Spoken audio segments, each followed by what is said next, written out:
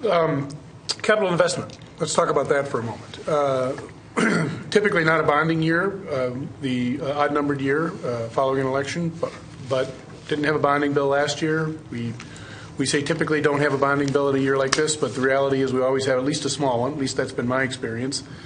Can you tell our viewers what you think is likely to happen from an capital investment standpoint, bonding bill, and what you'd like to see happen, and we'll give everyone a shot at this. Okay, well, first of all, we did pass a bonding bill out of the House last year, and it ran into that little snafu in the Senate, and a very good bonding bill wound up basically not passing because of that.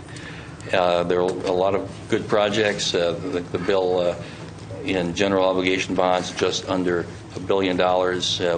And we have a time now where there is a lot of need in the state. Our infrastructure is crumbling in a lot of areas. So the need is there. The interest rates have been pretty good, but they're going to start going up. So we need to get something done. In terms of what I think is going to happen, well, these are predictions or guesses or what. I don't want anybody to hold me to this, even you. But you have the governor with a $1.5 billion proposal. You have the Senate passing through committee now. Yes. They've gone through committee with a bonding bill of just short of $1 billion, and at this point, the House doesn't have any proposal yet. We are looking at things. We're waiting a little bit, and eventually we will come together with a bill, and I would imagine it will be, it's not going to be over $1 billion, but it could be in the range of what the Senate has. There's a lot of sentiment in the House, at least with folks that I've talked to, that was a good bill that we passed last time, that a lot of us did vote for, and we should just do it again. There are going to have to be some changes in it. There is some tinkering that can be done. But in the end, sometime this session, and I can't be really pinned down to a date, it is my intention that we get a bonding bill done and we address some of these great needs that the state of Minnesota has. Senator Carlson? Well, I have to agree. We have a tremendous list of needs and we've had probably a half a dozen bonding bill spreadsheets that we haven't acted on. Some we have. And I do want to make sure that we understand clearly that the bonding bill that happened last year at the last minutes of the session was passed by the Senate 53-12. So it was overwhelming. We had 19 Republicans that voted for it. I voted for it. It went over to the House, and they chose to adjourn instead of voting on it. Actually, we had adjourned before it got to us. Well, see, that's the discrepancy. I think that it was on the Speaker's desk, and they pulled it off. You could look at the video. And also, why did he adjourn that far ahead of time other than to avoid that vote? He knew that vote was going to have to be taken. And it would have passed the House. And I really think that the House members did want to pass it, and it would have passed. It was not a bad bill. It had some things in there that nobody liked, and it had the minor thing in there that changed one word from 10 to 20% that the rail authority in Hennepin County could put into a match of funds. That's all. That's the only change. It was very easy to understand, and it was only for Hennepin County. It wasn't for anyone else in the entire state. So now what we have now, and we need to go back a little bit further, that there was a bonding bill that the Senate did propose, and it didn't pass, and it had a lot of the things. In fact, I looked at Senator Senjum's bill before I came, and there's a lot of things that are in his bill that were in the same May 5th bill that failed for the want of one vote. And we have to look at some of the larger things here where that bill was, I don't remember the total number on it, but it would have brought down about $700 million in matching funds. That was not light rail.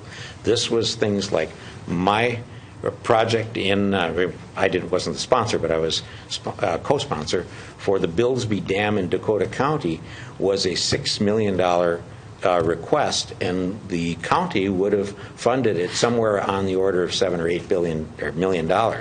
That's now gone up to $7 million, and they have to fund it more because we've lost a year.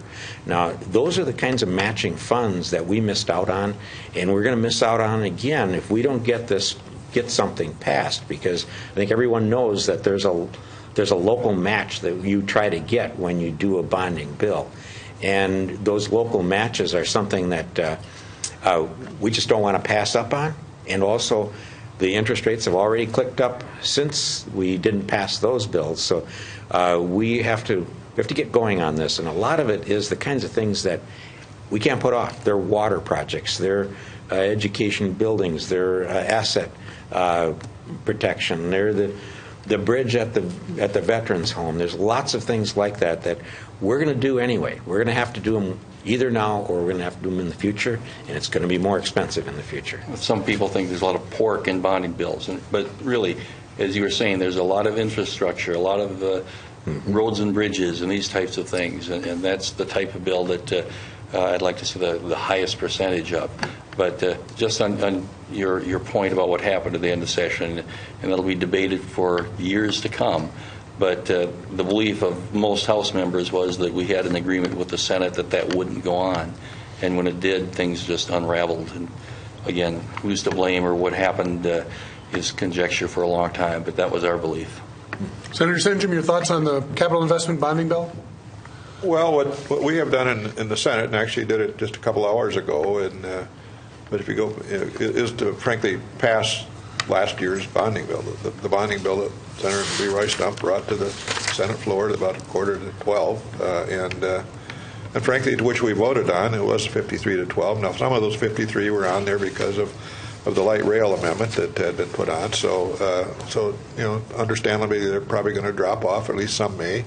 But I still think we have a bill that will gain maybe 41 votes if it can get that far, because again, it's a good bill. It's a big bill, and I should add, it's really a bill that encompasses all of what we call general obligation infrastructure maintenance and so on and so forth. It's construction, building, but also there's a strong transportation element, and then just in round numbers, just say $900 million of bonding, and or at least the general infrastructure, and maybe $700 million of transportation money. So it's the largest bonding bill I ever have had my hands on, and it did pass again off at least through committee today. Is going to Finance Committee now, and they'll take a look at it from that perspective. But I wanted to when you're bonding chair, and you've got an old bill, so to speak, you need to take care of that, in my view at least, kind of sweep the deck, get the old stuff, if you will, all the projects at least that were there off the deck, so you can start looking at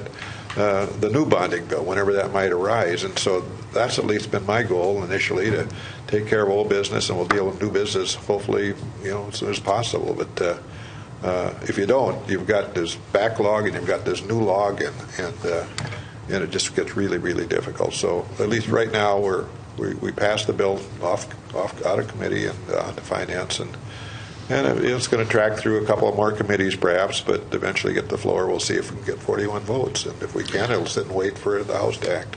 And of course, the bonding bill has to attract 60% vote Right, to pass. 41 in our Representative case. Moran, bonding bill. Yeah, I think we heard pretty much what happened, and I can agree that it was a good bill. It was a good bill. A lot of good projects within that bill. It's really an infrastructure bill. So we look at roads and bridges. Those are real. Those are things that people want done, and they want it done now. So my hope is that we'll get this done in a good fashion, and that we won't wait until the last minute, so that when mistakes happen in language or opposing a language or whatever, that we will have time to go back into a conference committee or whatever that we need to do to get the bill passed. So it's all about timing too.